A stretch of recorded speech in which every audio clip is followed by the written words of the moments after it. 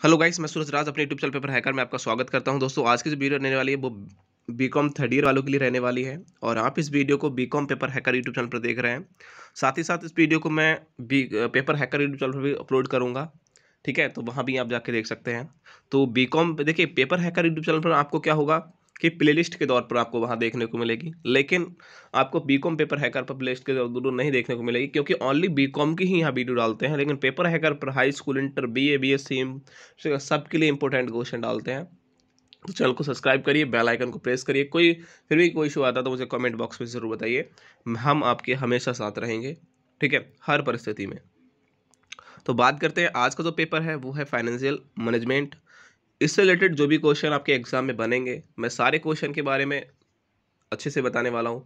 आपके पास guess paper, notes, question bank जो भी है जिससे आप तैयारी कर रहे हैं, छोटे छोटे गेस्ट पेपर टाइप के आते हैं मार्केट में, आपने ले रखे होंगे। ज़्यादातर स्टूडेंट उससे तैयारी करते हैं, या फिर उनके नोट्स होते हैं, या फिर कोचिंग वगैरह पढ़ते हैं तो उनसे तैयारी कर पाते हैं। तो मैं क्या हूँ, मैं आपको सबको इंपॉर्टेंट क्वेश्चन बता रहा हूँ, आपको टिक लगा लेना है और इन क्वेश्चनों को ज़रूर देख के जाना है एग्जाम से पहले। तो देखिए, पहला क्वेश्चन है वित्तीय प्रबंधन क्या होता है, उसका अर्थ आपको बताना है, उनकी सीमाएं, उनकी विशेषताएं, उनके कार्य के बारे में बताना है। वित्तीय प्रबंध, ठीक है। जो वित्तीय प्रबंध है वो क्या होता है, उसका अर्थ आपको बताना है, उनकी सीमाएं, लिमिटेशन के बारे में बताना है, उसकी विशेषता, प्रॉपर्टीज के बारे में बताना है, और कार्य, उनके वर्क के बारे में बताना है। ठीक है।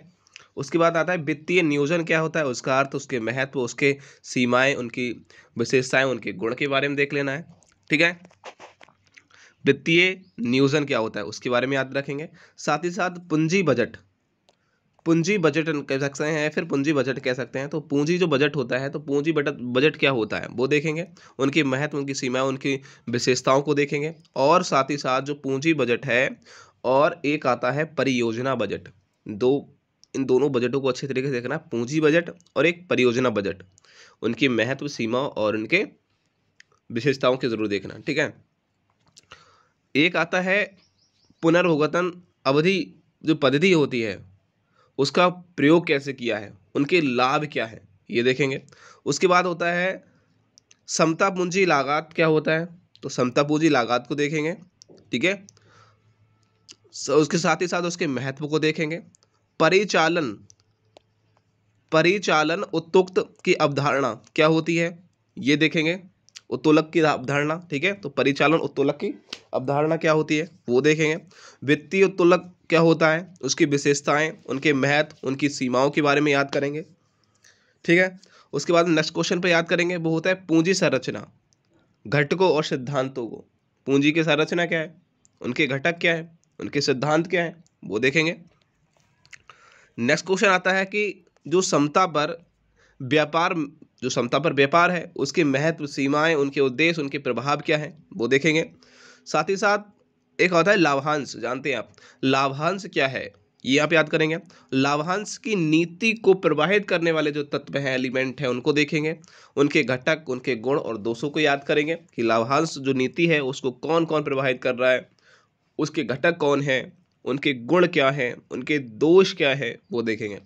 साथ ही साथ कार्यशील जो पूंजी होती है, ठीक है, तो कार्यशील जो पूंजी होती है उसके स्रोतों को देखेंगे, अर्थ को देखेंगे, गुण और दोष को याद करेंगे। ठीक है। तो कार्यशील पूंजी के स्रोत, अर्थ और दोष को अच्छी तरीके से याद करेंगे। नेक्स्ट क्वेश्चन आपको टिक लगाना है, वो है नगद कोष रखने वाले। देखिए, अब जानते हैं एक होता है नगद कोष। ठीक है। रखने के जो आवश्यक घटक हैं वो कौन कौन से हैं। ठीक है। तो नगद कोष रखने की जो आवश्यकता, या आवश्यक है, या आवश्यक घटक, या आवश्यकता है, या फिर घटक हैं, ये सब कुछ हमको याद करेंगे। साथ ही साथ ये देखेंगे जो साख है, शाख नीति का अर्थ क्या होता है, साख नीति का अर्थ देखेंगे। साथ ही साथ स्कंदन का अर्थ क्या होता है और उसके घटक, स्कंदन के क्या मतलब अर्थ क्या है और उसके घटक। उसके बाद में नेक्स्ट क्वेश्चन में टिक लगाएंगे, स्कंदन स्तर निर्धारण है, उनके प्रकार बताइए, ये देखेंगे।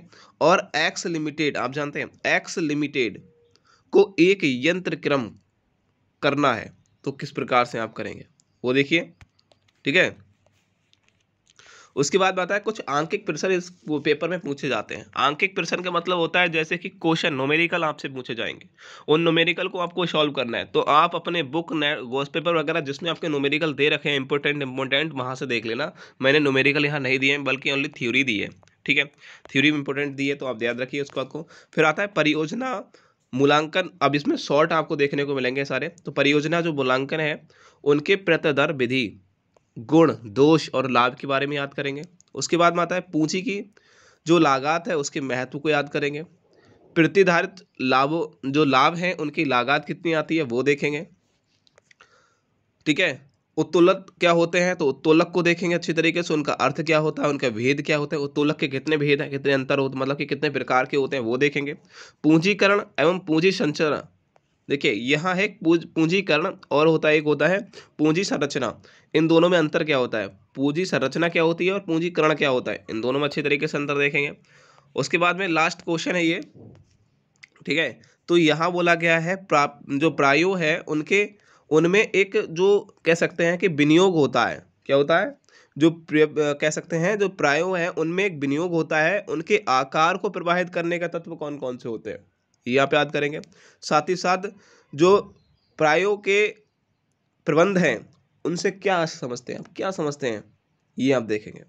ठीक है, तो इनकी परिभाषाएं आपसे पूछता है कि प्रायो के प्रबंध की परिभाषा क्या है। ठीक है, तो आप इनको आसानी से कर पाएंगे। तो आई होप आपको ये वीडियो कैसी लगी मुझे कमेंट बॉक्स में ज़रूर बताइए, और वीडियो पसंद आई हो तो लाइक करिए, दोस्तों को शेयर करिए। फिर भी कोई इशू आता है मुझे कमेंट बॉक्स में ज़रूर बताइए, मैं कोशिश करूंगा, मैं आशा करता हूँ आपसे हर क्वेश्चन का सटीक आंसर दे पाऊंगा। ठीक है, और इन क्वेश्चनों को मैं डेली आपको ला के आऊँगा एक एक वीडियो के साथ में। नेक्स्ट वीडियो में बहुत जल्दी आने वाला हूँ, तब तक के लिए जय हिंद दोस्तों।